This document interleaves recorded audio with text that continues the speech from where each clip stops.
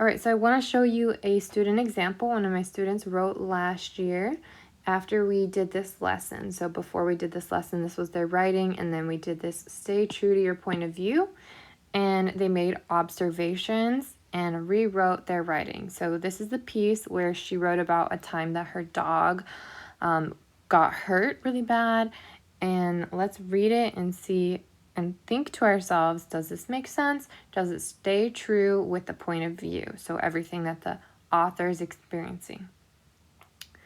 Okay. We ate lunch and sat down watching TV as a family. We usually just leave Jamp wandering in the house so he has freedom. My great-grandmother likes to sew and do many cool things with fabric. She's been doing it all her life. While we were watching TV, Jamp went to my great-grandmother's small shelf that had all the things that she used for sewing. Then Jamp came running out of the room to us.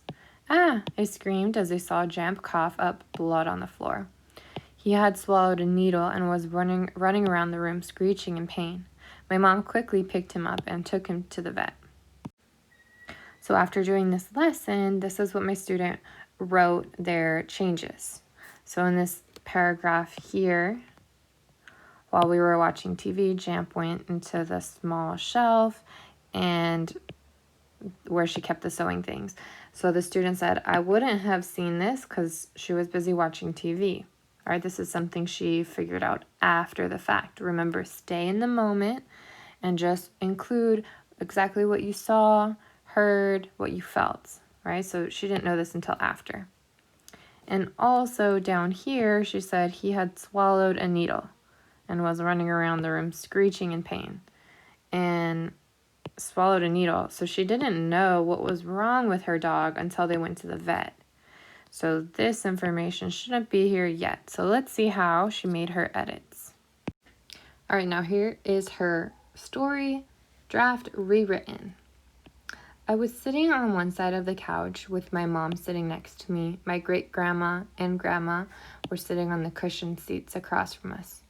Jamp was between my mom and me, snuggled between the cushions. My grandma smiled towards us and said, "Let Jamp off the couch." I knew Jamp wanted to wander the house. I pet him and he jumped off the couch. As I turned to watch the television, I heard Jamp's footsteps go into my great-grandmother's room. Just a few minutes later, Jamp came running out of the room. His choking cough grabbed my attention. I looked over and saw him coughing blood. "Ah!"